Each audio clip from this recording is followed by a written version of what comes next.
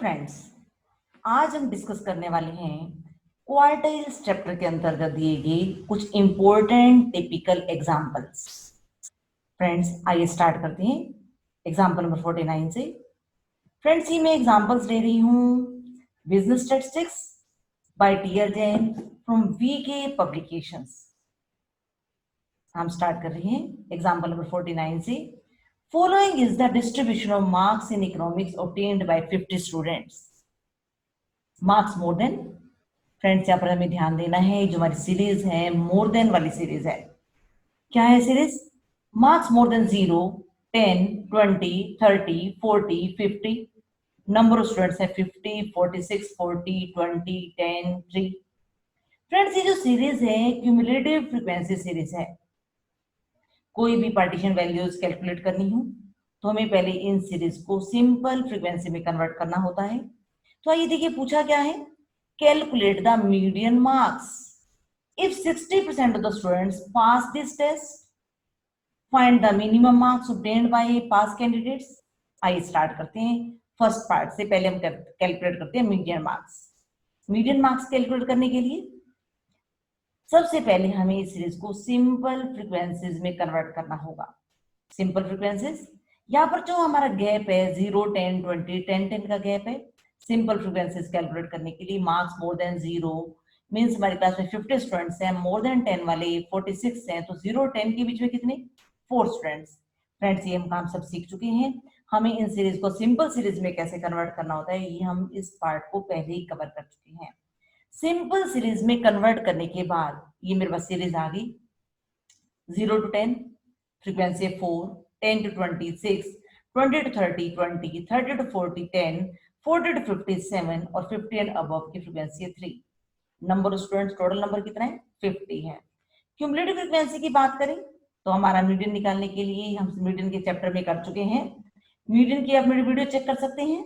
तो यहाँ पर हमें क्यूमुलेटिव फ्रीक्वेंसी लेनी है 4, तो यहाँ पर ये 4 सामने आएगा। 6 इसके अंदर हम ऐड कर देंगे, 4 के अंदर हम 6 ऐड करेंगे तो हमारा आ जाएगा 10, 10 के अंदर 20 ऐड करेंगे तो 30, 30 में 10 प्लस करेंगे तो 40 और 40 में 7 प्लस करेंगे तो 47, 47 प्लस 3 50। तो ये हमारी फ्रीक्वेंसीज, ये हमें मालूम होना चाहिए कि हमारा जो क्यूमुलेटिव फ्रीक्वेंसी है 50 है, जो n है हमारा सेम आएगा। मीडियन के स्टेप्स कॉन्टिन्यूस सीरीज है। मीडियन के अंदर हमारा जो फॉर्मूला रहता है size of n plus 2 by the item. तो हमारा n कितना है यहाँ पर? 50, 50 बाय 2 तो 25, साइज ऑफ 25 द आइटम। तो फ्रेंड्स, यहाँ पर हम जो 25 को सर्च करेंगे हम क्यूमुलेटिव फ्रीक्वेंसी के अंदर चेक करेंगे। यहाँ तक हमारी जो फ्रीक्वेंसी कवर हो रही है 4, यहाँ तक 10, यहाँ तक 30, तो 25 तुम्हारा इसी में आएगा। तो यहाँ पर हम मीडियन ग्रुप चेक करें तो मीडियन ग्रुप मेरा क्या रहेगा? 20 to 30 रहेगा। तो यहाँ पर हम ये देखिए मीडियन लाइज इन 20 to 30 और ये तो भी हमें ग्रुप का पता चला। तो हमें यहाँ पर कैलकुलेट करना है median. Median is equal to हमारा जो फॉर्मूला क्वांटिटी सीरीज के अंदर L1 plus n/2 minus CF upon F into I। तो यहाँ पर L1 कितना हमारा 20 और n/2 ये हम निकाल चुके हैं पहले 25। CF हमें जो लेनी होती है, हमें इस सीरीज का जो हमारा मोड ग्रुप मीडियन ग्रुप है, मीडियन ग्रुप में जो उससे ऊपर का हमारा फ्रीक्वेंसी होती है 10, तो ये हमारी CF आएगी। तो यहाँ पर हम CF लेंगे तो हम वैल्यूज पुट कर देते हैं। हमारे पास इस ग्रुप का F कितना है? 20, तो हम इन वैल्यूज को पुट करते हैं। Median is equal to L1 कितना 20, n/2 25, CF कितना 10 और F कितना, इस ग्रुप का F कितना है हमारे पास 20 है। तो इन वैल्यूज को पुट कर देंगे और I कितना 20 और 30 के बीच का डिफरेंस चेक करेंगे 10 और इस तरह से हमारा मीडियन कैलकुलेट हो जाएगा। तो मीडियन हमारे पास आ गया 27.5। फ्रेंड्स, अगर हम आगे बात करें सेकेंड पार्ट की स्टेटमेंट की, if 60% of the students pass this test find the minimum marks obtained by the candidate. Friends, हम सबको मालूम है कि जब हम मीडियन कैलकुलेट करते हैं, मीडियन के अंदर हमारा फर्स्ट स्टेप क्या रहता है कि हम अपने डेटा को असेंडिंग ऑर्डर में सेट करते हैं। असेंडिंग ऑर्डर में हमारा डेटा सेट है। फ्रेंड्स, यहाँ पर ये कहा गया है कि 60% स्टूडेंट्स ने इस टेस्ट को पास किया। तो फ्रेंड्स, हमें सोचने की बात है कि जो स्टूडेंट्स इस टेस्ट को पास करने वाले हैं असेंडिंग ऑर्डर में, बढ़ते क्रम में मार्क्स है, तो हमारे जो स्टूडेंट्स ने टेस्ट पास किया होगा तो हमने हाईएस्ट मार्क्स वालों को लेने। तो 60% स्टूडेंट ने पास किया तो कितनों ने पास नहीं किया? 40% स्टूडेंट्स क्या है? फेल है। 60% क्या है? पास है। तो मेरे से पूछा गया है कि फाइंड द मिनिमम मार्क्स कि जो पास के वाला ग्रुप है, ये जो पास वाला ग्रुप है, इस ग्रुप के अंदर मिनिमम मार्क्स, अगर ये मेरा डेटा असेंडिंग ऑर्डर के अंदर सेट है तो मुझे जो मिनिमम मार्क्स होंगे इस स्टूडेंट के होंगे। तो अगर मैं इस सीरीज को ऊपर से रीड करना स्टार्ट करती हूँ तो ये ग्रुप हमने परसेंटाइल सीख चुके हैं, तो ये मेरा क्या कहलाएगा? P40 कहलाएगा। अगर मुझे उस ग्रुप के अंदर ऐसे स्टूडेंट्स के मार्क्स में जानना चाहती हूँ जिसके मार्क्स इस पासिंग स्टूडेंट्स के अंदर मिनिमम है, तो मुझे P40 कैलकुलेट करना होगा। तो फ्रेंड्स ये तो बड़ी सिंपल सी बात है। तो मुझे यहाँ पर क्या कैलकुलेट करना है? P40। ये डिसाइड कैसे किया, ये हमने भी आपको समझाया है कि P40 कैलकुलेट करना है। तो हमें यहाँ पर P40 कैलकुलेट करना है। तो P40 कैलकुलेट करने का सिंपल सा फॉर्मूला, P40 परसेंटाइल 40, तो 40 इंटू एन बाई 100, तो हमारे पास ये आ गया, हमारे पास 40 इंटू एन कितना है? 50। तो यहाँ पर मेरा होगा 20th आइटम। इस 20th को हम सर्च करेंगे कहाँ पर? हम इसको करेंगे क्यूमुलेटिव फ्रीक्वेंसी के अंदर। फ्रेंड्स इसको मैं अब डिटेल में डिस्कस नहीं करने वाली, क्योंकि परसेंटाइल्स कैसे कैलकुलेट करते हैं ये हम सीख चुके हैं। यहाँ पर मैं आपको मेन दे रही हूँ कंसेप्ट, यहाँ पर कैलकुलेट करना क्या है। तो यहाँ पर हमें कैलकुलेट करना है P40।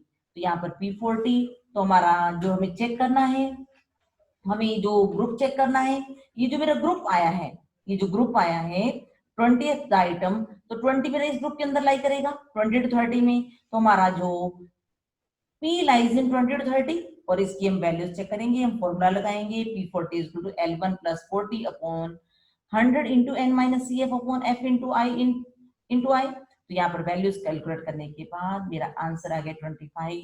तो ये जो पासिंग कैंडिडेट्स हैं कि हमें जो 60% स्टूडेंट्स को पास करना है, तो उसके अंदर जो मिनिमम मार्क्स, उस ग्रुप के अंदर जिस बच्चे के मिनिमम मार्क्स कितने होंगे? 25 है। Example number 50, the first and the third quartiles of the following data are given to be 25 marks and the 50 marks respectively। ये कहते हैं हमें दिया हुआ है first and third quartile, first and third quartile में Q1 एंड Q3 कितना? 25 और 50 respectively out of the data given below. तो यहाँ पर मार्क्स है 0 to 10, 10 to 20, और इनके हिसाब से फ्रीक्वेंसी गिवन है 4, 8। यहाँ पर देखिए 20 to 30 की फ्रीक्वेंसी क्या है? मिसिंग है। 40 to 50 की फ्रीक्वेंसी क्या है? मिसिंग है। निकालना क्या है? कहते हैं फाइंड द मिसिंग फ्रीक्वेंसीज, और हमें एन कितना बता रखा है? टोटल 72। तो यहाँ पर हमारा जो क्वेश्चन है कि हमें यहाँ पर मिसिंग फ्रीक्वेंसीज को कैलकुलेट करना है, तो मिसिंग फ्रीक्वेंसीज को कैसे कैलकुलेट करेंगे? यहाँ पर हमारे 3 ग्रुप्स की फ्रीक्वेंसी 70 to 80 की भी फ्रीक्वेंसी नहीं दी हुई, तो हम यहाँ क्या करेंगे? मिसिंग फ्रीक्वेंसीज को हमने एक्स, वाई और जेड मान लिया, हमने अपने स्टेटमेंट को लिखा और इस मिसिंग फ्रीक्वेंसी को हमने एक्स, वाई और जेड मान लिया। बाकी स्टेप्स हमारे सेम है। एन हमें 72 में दिया हुआ है, तो यहाँ पर हम सी एफ लेंगे। सी एफ लेने के लिए हमें ध्यान रखना है, बड़े ध्यान से हम देखेंगे। तो ये मेरे पास आएगा 4, 4 प्लस 8 12, 12 प्लस एक्स। तो यहाँ पर ध्यान देना है कि हमें इसको क्या लिखना पड़ेगा? 12 प्लस एक्स लिखना पड़ेगा। 12 plus x plus 19, 31 plus x, फिर आगे क्या है? 31 प्लस एक्स प्लस वाई, और जब हम इसमें 10 ऐड करेंगे तो 31 plus 41 plus x plus y हो जाएगा, और 41 में जब हम 5 ऐड करेंगे तो 46 प्लस एक्स प्लस वाई। और यहाँ पर हमारा जो स्टेप आ रहा है, हमें z ऐड करना है, तो मेरा ये बन जाएगा 46 plus x plus y plus z. Friends हम ये बात सीख चुके हैं कि हमारा जो फ्रीक्वेंसी का टोटल है, और ये जो टोटल है क्यूमुलेटिव फ्रीक्वेंसी की लास्ट आइटम, ये हमारा टोटल क्या होना चाहिए? सेम होना चाहिए। तो इसका मतलब क्या हुआ? 46 plus x plus y z is equal to 72। तो हमारे से यहाँ पर एक इक्वेशन निकल कर आ जाएगी, x plus y plus z is equal to 72 minus 46, तो हमारे पास आ गया 26। अब हमें यहाँ पर दिया हुआ था Q1 हमारा कितना है? 25। अगर Q1 हमारा 25 है तो इससे हमें क्या पता चल रहा है? तो Q1 कौन से ग्रुप में लाई करता है? Q1 लाई करता है 20 to 30 में, क्योंकि जो 25 है कौन से ग्रुप में लाई करेगा? 20 to 30 में लाई करेगा। तो इसके बेसिस पर तो हमारी इस ग्रुप की फ्रीक्वेंसी क्या है? x। अगर मैं इसकी क्यूमुलेटिव फ्रीक्वेंसी की बात करूं तो ये मेरे पास क्या आ जाएगा? 12। तो इनको अगर हम यहाँ पर Q1 के फॉर्मूले में पुट करें, Q1 equal to L1 plus n by 4 minus C F upon F, तो यहाँ पर Q1 हमारा गिवन है पहले से 25, इस ग्रुप का L1 कितना? 20, n बाई 4 कितना? n कितना है हमारे पास? 72, 72 अपॉन 4, तो हमारे पास आ जाएगा 18। CF कौन सा लेंगे, इस ग्रुप से ठीक ऊपर की फ्रीक्वेंसी, तो हम लेंगे 12। तो यहाँ पर हमारा CF आ जाएगा और यहाँ पर हमारा जो x इसका जो फ्रीक्वेंसी है वो मेरी x है। तो इन सब वैल्यूज को पुट करने पर यहाँ से मेरी x की वैल्यू निकल कर आ गई 12। आइए बात करें Q3 की, हमें और दिया हुआ था Q3 दिया हुआ था, Q3 कितना था 50। यहाँ पर 50 को भी हम चेक करें कि हमारे कौन से ग्रुप में लाई करता है 50। तो यहाँ पर ये हमारी कौन सी सीरीज है, ये हमारी एक्सक्लूसिव सीरीज है। जब एक्सक्लूसिव सीरीज होती है तो ये अपनी अपर लिमिट्स को एक्सक्लूड करता है। तो हम यहाँ पर क्या मानकर चलेंगे कि 50 कौन से ग्रुप में लाई करता है 50 to 60 में, और 50 to 60 हमारा ग्रुप आ गया और इसकी फ्रीक्वेंसी कितनी है 10, और इसकी CF कौन सी कैलकुलेट चेक होगी 31 plus x plus y। तो फ्रेंड्स यहाँ पर जब हम करेंगे तो यहाँ पर हमारा Q3 50, हमारा जो ग्रुप है 50 to 60 है, और इसकी वैल्यूज मैंने भी आपको चेक करवाई हैं। और हम इस Q3 की फॉर्मूले में Q3 L1 plus 3n/4 minus CF upon f into I, यहाँ पर ये जो CF है तो हमारा 50 to 60 से ऊपर की ग्रुप का CF क्या है 31 plus x plus y। तो यहाँ पर जो हमें वैल्यू पुट करनी होगी 31 plus x plus y, ये माइनस का साइन है, इतना तो हमने सिंप्लीफाई सबको करना आता है, तो ये साइन अंदर चेंज हो जाएंगे क्योंकि माइनस ब्रैकेट में रहेगा इसके अंदर। तो अब जब हम इसको सिंप्लीफाई करेंगे तो मेरी यहाँ पर एक इक्वेशन निकल कर आ रही है x plus y equal to 23। ये Q3 मुझे 50 गिवन था, ये 50 मैंने पुट किया और वैल्यूज को पुट करने पर x plus y equal आ गया 23। यहाँ पर मेरी एक इक्वेशन आ गई, x की वैल्यू हम पहले ही निकाल चुके हैं 12। अगर मैं इस x की वैल्यू को यहाँ पर पुट कर देती हूँ तो मेरी y की वैल्यू आ गई 11। और हमारे पास एक इक्वेशन पहले ऊपर से निकल कर आई थी x plus plus y plus z equal to 26, ये मेरी एक इक्वेशन थी। अगर इस इक्वेशन में मैं x और y दोनों की वैल्यूज को जो 12 और 11 मैंने निकाली है पुट कर देती हूँ तो मेरे पास z आ गया 26। ये इक्वेशन इक्वल टू 26 और z की वैल्यू आ गई 3। तो हमारा क्वेश्चन यही था कि हमें x और y z की यानी जो मिसिंग फ्रीक्वेंसीज थी जिसको हमने x और y और z एज्यूम किया था वो मेरी निकल कर आ गई। आइए अगला एग्जांपल देखिए, given the following distribution income thousands में, यानी 0 to 1 क्या 0 to 1000 रुपीज, 1 to 2 का मतलब 1000 to 2000। तो यहाँ पर मेरे को इनकम दिया हुआ है और साथ में दिया हुआ है नंबर ऑफ फैमिलीज, और ये हमारी सीरीज कैसी है कॉन्टिन्यूस एक्सक्लूसिव सीरीज है।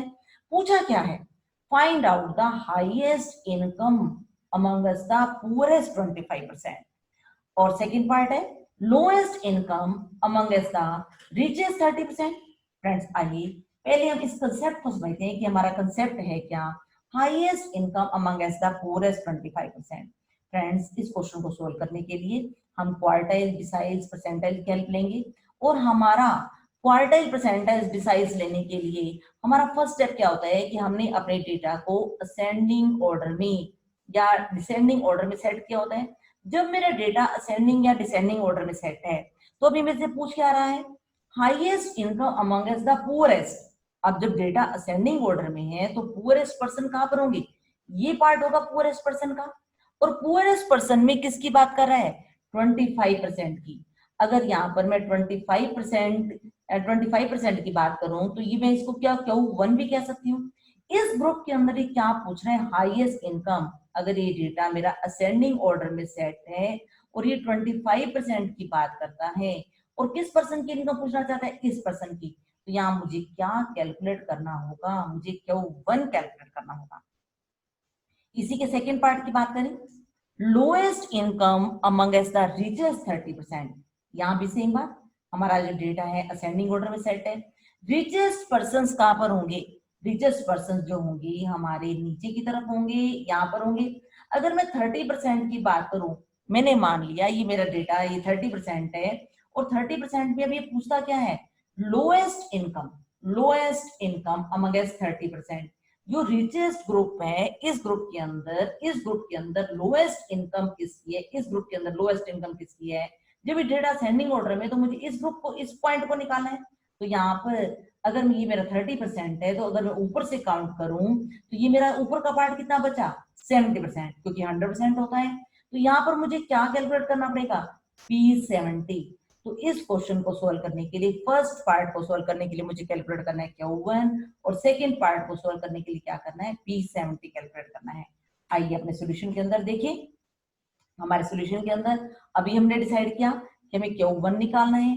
Q1 कैसे निकालते हैं ये मैं अपनी लास्ट वीडियो में समझा चुकी हूँ, इसको हम डिटेल में डिस्कस नहीं करने वाले। तो यहाँ पर हमें Q1 कैलकुलेट करना है, और सेकेंड पार्ट को भी मैंने भी आपको समझाया है कि हमें क्या सेल्फ कैलकुलेट करना है, चाहे हम P70 के हैं या इसको D7, तो इन दोनों बातें इनको कह सकते हैं। यहाँ पर जो मुझे कैलकुलेट करना होगा D7 या P70 एक ही बात है।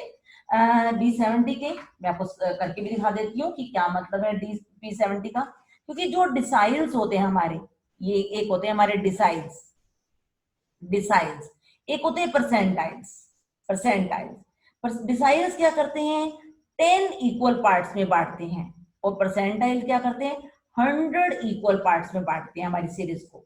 अगर मैं बात करूं, अगर मैं यहाँ पर D5 की बात करूं और इधर P50 लिखूं तो सेम बात है।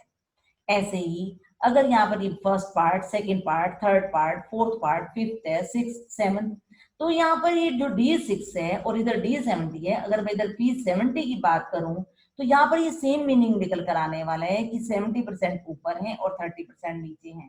तो यहाँ पर चाहे मैं D7 कैलकुलेट करूं या P70 बात करूं, सेम बात है। तो यहाँ पर इसने शो भी कर रखा है कि D7 और P70 आप दोनों में से कुछ भी कैलकुलेट कीजिए, आपका आंसर सेम आने वाला है। तो यहाँ पर इसने D7 कैलकुलेट किया है। आइए अगला एग्जांपल देखिए, example number 52। An investigator collected the following information regarding the wage distribution. क्या वेजेस हैं, वेजेस पर रुपीज में दिए हुए और वीक दिए हुए, 0 to 500, 500 to 1000, 1000 to 1500, 1500 to 2000। तो इस तरह से मेरी वीकली वेजेस दिए हैं, साथ में फ्रीक्वेंसी दी हुई है। कैलकुलेट क्या करना है, फाइंड आउट मीडियन वेजेस, ये तो हम सबको कैलकुलेट करना आता है। मैं सिर्फ इसमें से जो टिपिकल पार्ट है उसी को कंसिडर करूंगी। Find out the highest wage amongst the lowest paid 30% workers. तो आइए पहले इसी पार्ट को देखते हैं। ये क्या कह रहे हैं, find out the highest wage, किसमें, लोएस्ट में। हम इस चीज को डिस्कस कर चुके हैं कि हमारा जो डेटा होता है असेंडिंग ऑर्डर में होता है। असेंडिंग ऑर्डर में जब डेटा है तो ये बात कर रहा है लोएस्ट पेड 30%। लोएस्ट पेड 30% की बात करें तो ये मेरा ग्रुप कहां पर होगा, ये मेरा ग्रुप होगा लोएस्ट वाला 30%। यहाँ पर क्या कह रहा है, इसमें किसको ढूंढना है, जिसको इस ग्रुप के अंदर जिसकी वेजेस हाईएस्ट है। तो अगर ये डेटा असेंडिंग ऑर्डर में है और मुझे इस ग्रुप के अंदर हाईएस्ट वेजेस किसके होंगे, इस पर्सन के, यहाँ पर जो पर्सन स्टैंड करता है।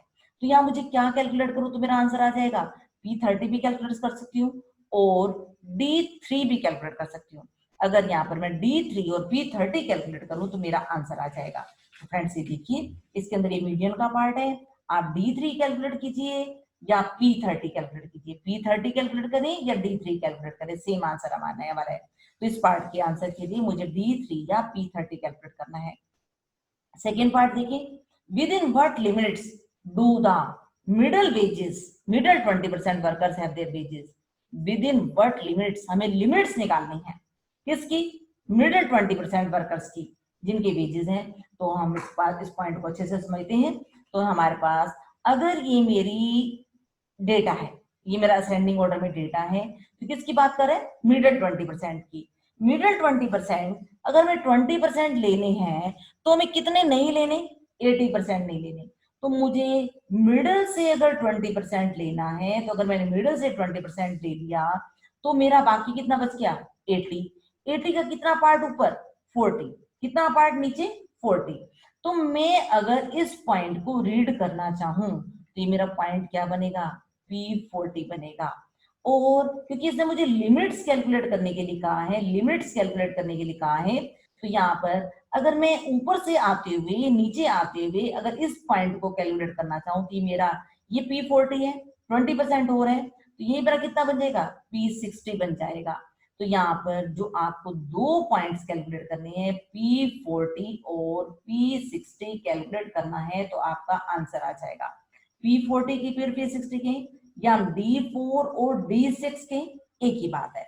तो यहाँ पर आइए इस क्वेश्चन के अंदर देखिए, यहाँ पर हमें जो कैलकुलेट करने के लिए कहा गया है 20% का, तो P40 और P60 को कैलकुलेट करना है। अगर यहाँ पर मैं P40 और P60 कैलकुलेट कर लेती हूँ तो P40 मेरा आ रहा है 2195 और P60 आ रहा है 2707.41। तो ये मेरा जो मेरी लिमिट्स आ गई, ये लिमिट्स ही मेरा इस पार्ट का आंसर है।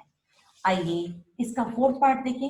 The management decide to give bonus to the workers with wages less than और equal to 3300 per week, how many workers will get the bonus. हमें क्वेश्चन क्या है कि हमें निकालने कितने वर्कर्स को बोनस मिलेगा। बोनस मिल किसको रहा है, जिनकी वेजेस कम है। The management decided to give bonus to the workers wages less than और इक्वल टू 3300 पर वीक। तो अगर हम इस स्टेटमेंट को अगर ध्यान से देखें, जिनकी वेजेस कम है 3300 से, तो यहाँ पर जिस ग्रुप के वेजेस कम है ये वाला ग्रुप लेंगे, 0 to 500 को भी बोनस मिलेगा, इसको भी बोनस मिलेगा क्योंकि इनकी वेजेस 500 to 1000 के बीच में है। इनको भी बोनस मिलेगा, इनके जो वेजेस है 1000 to 1500 है, इस ग्रुप को भी मिलेगा, इस ग्रुप को भी मिलेगा, इस ग्रुप को मिलेगा। यहाँ तक तो बात क्लियर है। लेकिन ये वाला ग्रुप 3000 to 3500, यहाँ पर कितने वर्कर्स हैं, 15 वर्कर्स हैं, लेकिन बोनस किनको देना है, जिनके वेजेस 3300 से कम है। तो यहां से कितने वर्कर्स को हम लें और कितने वर्कर्स को हम नहीं लें, इस पार्ट को कैलकुलेट करने के लिए हम क्या करेंगे। इस पार्ट को कैलकुलेट करने के लिए देखिए, ये जो मेरा पार्ट है 3000 टू 3500, इसमें से मुझे, मैं इसको दो पार्ट्स में डिवाइड करती हूँ, इसमें से मुझे जो हमारी इसकी फ्रीक्वेंसी है, फ्रीक्वेंसी कितनी दी हुई है 15, इसमें से मुझे 3000 टू 3300 वाले को तो लेना है, लेकिन 3300 से 3500 वाले को नहीं लेना। मुझे इस पार्ट की फ्रीक्वेंसी चाहिए, इस पार्ट की फ्रीक्वेंसी। इस पार्ट की फ्रीक्वेंसी निकालने का काम बिल्कुल सिंपल है। क्या है, यहाँ पर गैप देखिए कितने का है, यहाँ पर गैप है 500 का। 500 के गैप पर हमारी फ्रीक्वेंसी कितनी है, 15 है। मुझे कितने के गैप पर चाहिए, 200 के गैप पर। तो 500 के गैप पर 15, तो 15 अपॉन 500, तो 200 के गैप पर, तो ये मैं 200 के गैप पर निकाल लूंगी, तो ये मैं इसको कैंसिल करने पर ये मेरे पास आ गया 6 आ गया। तो फ्रेंड्स मुझे इस पार्ट में से, इस पार्ट्स में से 3000 टू 3500 में से कितने वर्कर्स लेने हैं, 6 लेने हैं। तो मुझे यहाँ पर क्या करना है, 4 + 8 + 12 + 15 + 20 + 27 + 6, ये जो हमने कैलकुलेट किया इसको लेना है। तो इन सबको ऐड करने पर जो फ्रीक्वेंसी आएगी, जो नंबर ऑफ वर्कर्स आएंगे, वो मेरा आंसर आने वाला है। तो यहाँ पर देखिए जो मेरे पास निकला है 4 + 8, तो यहाँ पर मैंने कैलकुलेट कर लिया, ये 9 इन्होंने कैलकुलेट करके दिखाया है। तो यहाँ तक का जो टोटल आ रहा था 86 आ रहा था, 86 + 9 95। तुम्हारे इस पार्ट का आंसर है 95। Example number 53, the following table gives the distribution of the weekly income of 320 families. 320 families n है हमारे पास। तो यहाँ पर हमारे पास वीकली इनकम दी है 6000 to 8000, 8000 10,000 और नंबर ऑफ फैमिलीज है। क्या पूछा है, using appropriate percentile answer the following, what are the limits within which the income of middle 50%। अभी जैसे हमने ऊपर क्वेश्चन कवर किया, अब इसको हम देखते हैं। मिडल 50% को पूछना है कि मिडल 50% की लिमिट्स के बारे में बताइए। तो हमें इतना तो मालूम है कि हमारा जो डेटा होता है, हमारा डेटा असेंडिंग ऑर्डर में सेट होता है। असेंडिंग ऑर्डर में मेरा डेटा सेट है, असेंडिंग ऑर्डर में मेरा डेटा सेट है। तो इस डेटा सेट के अंदर मुझे अगर मिडल 50% निकालना है, मिडल 50% निकालना है, तो यहाँ पर इधर बाकी कितना बच गया 50%। और ये मिडल के 50% है, तो साइड में हमारे पास कितना आ जाएगा 50% और आधा इधर आधा इधर, 25% हमने बाकी मिडिल की भी 50 की भी दो पार्ट्स कर दिए। तो अगर मैं असेंडिंग ऑर्डर में बात करूं, अगर ये डेटा मेरा असेंडिंग ऑर्डर में सेट है और असेंडिंग ऑर्डर में अगर मैं इस पॉइंट को रीड करना चाहूँ और इस पॉइंट को रीड करना चाहूँ, तो ये मेरा पॉइंट क्या बनेगा, इसको मैं Q1 भी कह सकती हूँ, इसको मैं P25 भी कह सकती हूँ। चाहे आप Q1 निकालिए चाहे P25 निकालिए। अगर हम असेंडिंग ऑर्डर की बात कर रहे हैं तो मेरा ये पॉइंट, क्योंकि ये 25% है, इतना पार्ट इसने और ऐड कर दिया 50%, तो ये मेरा क्या बन जाएगा P75, या मैं इसको Q3 भी कह सकती हूँ। तो इस क्वेश्चन के अंदर मुझे क्या निकालना है, Q1 निकालना है, Q3 निकालना है, या मैं कह सकती हूँ मुझे P25 निकालना है और P75 निकालना है। तो अगर यहाँ पर मैं P25, यहाँ पर ये देखिए बता रखा है कि अगर हम यहाँ पर हमारा जो आंसर आने वाला है Q1 निकाल दीजिए और Q3, Q1 और Q3 जो हमारा आएगा, Q1 कितना आ गया 9000 आ गया और Q3 कितना आ गया 13,200 50। तो limits of the middle 50% family, ये जो दो Q1 और Q3 निकल कर आया है, ये मेरा आंसर कहलाएगा। इसका सेकेंड पार्ट देखिए, it is decided that 80% of the family should pay income tax. What is the minimum taxable income? ये कह रहे हैं कि 80% फैमिली इनकम टैक्स पे करेंगी। तो फ्रेंड्स हमें ये बात, इतनी बात पता होनी चाहिए कि इनकम टैक्स किस पर लगेगा, जिनकी इनकम हायर होगी उसी पार्ट पे तो इनकम टैक्स लगेगा। तो यहाँ पर अगर मैं इनकम टैक्स की बात करूं तो यहाँ पर जो, अगर ये मेरा डेटा असेंडिंग ऑर्डर में है, असेंडिंग ऑर्डर में मेरा डेटा है और असेंडिंग ऑर्डर में डेटा के ऊपर मुझे इनकम टैक्स लगाना है, तो इनकम टैक्स 80% फैमिलीज के ऊपर इनकम टैक्स लगाना है। तो 80% कौन सी, ये बढ़ते क्रम में है, तो 80% यहां से, तो मुझे इनकम टैक्स किसने नहीं देना, 20% फैमिलीज ने नहीं देना। तो ये कह रहा है कि क्या निकालें, what is the minimum taxable income. Minimum taxable income, तो मुझे इस पर्सन की जो यहाँ पर स्टैंड करता है उसकी इनकम के बारे में पता होना चाहिए। तो मैं यहाँ पर क्या निकालूं, मैं यहाँ पर P20 निकालूं या D2 भी कह सकती हूँ मैं इसको। फ्रेंड्स ये सारी चीजें मैं अपनी पिछली वीडियो में डिस्कस कर चुकी हूँ। तो यहाँ पर मैं P20 निकालूं या D2 निकालूं तो मेरा आंसर आ जाएगा। तो आइए देखें इस पार्ट का जो आंसर निकला हुआ है, यहाँ पर जो आंसर दिया P20 निकाले, तो P20 मेरे पास आ गया 8600 और ये मेरी मिनिमम टैक्सेबल इनकम आ गई 8600। इसका third part, what is the minimum income of the richest 30%। Minimum income of richest 30%। तो यहाँ पर अगर हम बात करते हैं मिनिमम इनकम ऑफ रिचेस्ट 30%, तो यहाँ पर अगर हम देखें, अगर मेरा डेटा असेंडिंग ऑर्डर में सेट है, मेरा डेटा जो है असेंडिंग ऑर्डर में है, किसकी बात कर रहा है, रिचेस्ट पर्सन की। रिचेस्ट पर्सन किस तरफ होंगे, इस तरफ। तो 30% की बात कर रहा है, 30%। इस ग्रुप के अंदर, इस ग्रुप के अंदर जो ये मेरा ग्रुप है, मान लिया 30% है, इसके अंदर मिनिमम इनकम किसकी होगी, जो यहाँ पर जो मैंने 30% एज्यूम किया है उस पर्सन की। अगर मैं ऊपर से कैलकुलेट करना शुरू करूं, ये 30% है तो ये कितना, 70%। तो यहाँ पर मैं क्या कैलकुलेट करूं, ऊपर से अगर मैं चेक करूं तो मैं P70 कैलकुलेट करूं तो इस पार्ट का आंसर आ जाएगा, या मैं D7 कैलकुलेट करूं तो दोनों पार्ट से हम कह सकते हैं, या P70 कैलकुलेट कर लीजिए, D7। P70 या D7 कैलकुलेट करने पर आपका इस पार्ट का आंसर आ जाएगा। तो आइए देखिए इस क्वेश्चन के अंदर क्या P70, ये देखो P70 कैलकुलेट क्या हुआ, तो P70 क्या आ रहा है, 12,250। तो यहाँ पर minimum income of the richest 30%, तो यहाँ पर मेरे पास आंसर आ गया 12,250। Graphical location of quartiles. Friends हम क्वार्टाइल्स, परसेंटाइल्स और डिसाइल्स को ग्राफिकल मेथड से भी कैलकुलेट कर सकते हैं। ग्राफिकल मेथड से कैसे कैलकुलेट करते हैं, आइए समझिए इस बात को। ये कहता है the marks obtain by the 100 students of the universities are given below. ये मेरे पास मार्क्स है और नंबर ऑफ स्टूडेंट्स हैं। Draw a less than ogive data from the above and hence find out Q1 निकालो, Q3 निकालो, D6 निकालो और P95 निकालो। और क्या कहा हुआ है, also verify the result your by the direct formula calculation. तो फ्रेंड्स जब मुझे इस डेटा के अंदर हमें कैलकुलेट करने हैं, तो यहाँ पर हमारा जो फर्स्ट स्टेप रहता है, हमें अपनी फ्रीक्वेंसी को क्यूमुलेटिव फ्रीक्वेंसी में, हमें अपनी सीरीज को लेस देन में कन्वर्ट करें या मोर देन में कन्वर्ट करें, किसी भी सीरीज में हम कैलकुलेट करके निकाल सकते हैं। क्योंकि यहाँ पर इसने हमें बोला है कि ड्रॉ लेस देन, तो हम अपनी सीरीज को लेस देन में कन्वर्ट करेंगे। तो लेस देन में से कन्वर्ट करना हम पहले सीख चुके हैं, तो हम अपनी सीरीज को लेस देन में कन्वर्ट करेंगे। तो ये मेरे पास लेस देन 5 वाले मार्क्स, लेस देन 5 वाले मार्क्स वाले मेरे पास स्टूडेंट्स कितने, 4। लेस देन 10 वाले कितने, इस फ्रीक्वेंसी को ऐड कर देंगे 6।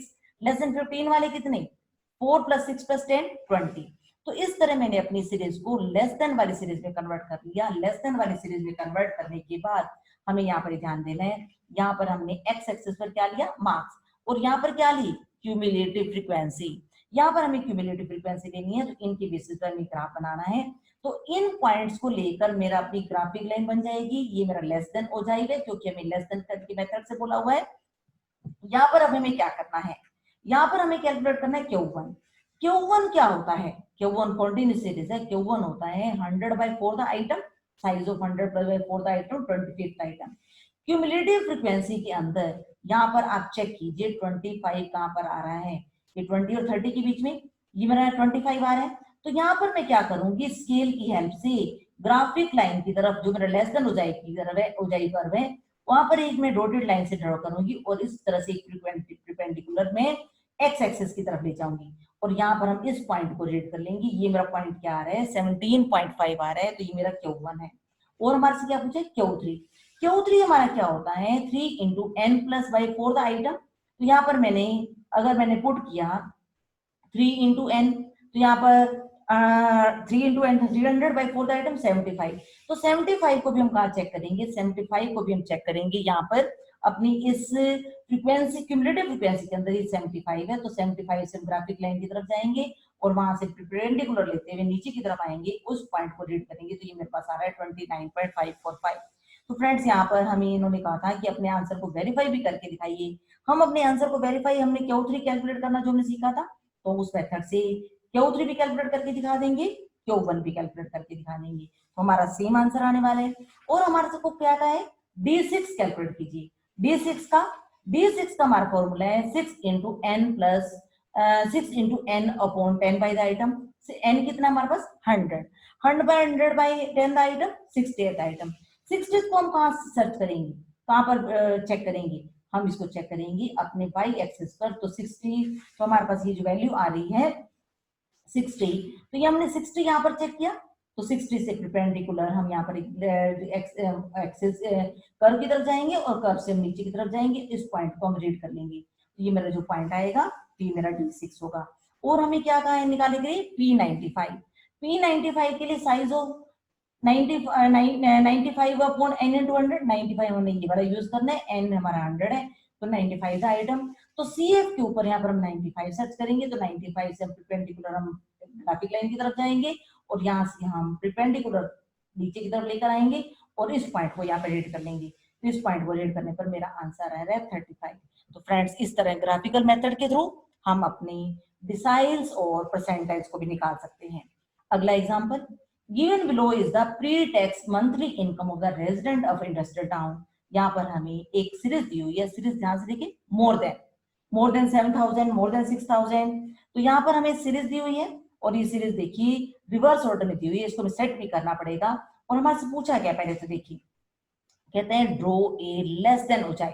सीरीज तो हमें कौन सी दी हुई है मोर देन, तो पहले इसको मैं पहले सिंपल फ्रीक्वेंसी में कन्वर्ट करना पड़ेगा। सिंपल फ्रीक्वेंसी में कन्वर्ट करने के बाद फिर इसको दोबारा से पहले हम इसको सिंपल फ्रीक्वेंसी में कन्वर्ट करेंगे, फिर सिंपल फ्रीक्वेंसी में कन्वर्ट करने के बाद उसको हम फिर लेस देन वाले में कन्वर्ट करेंगे। पहले तुम सिंपल सीरीज ही कन्वर्ट कर लें। सीरीज कन्वर्ट करने का ये दिखा रखा है कि पहले इसको सिंपल सीरीज में कन्वर्ट किया, फिर इसको लेस देन में कन्वर्ट किया। अब इसका पूछा क्या है, the highest income of the lowest 50% of the resident। the highest income of the lowest 50%। तो पहले हम इस पॉइंट को समझ लें कि कहता क्या है। ये देखिए हमारे पास कहता है highest income of the lowest 50%।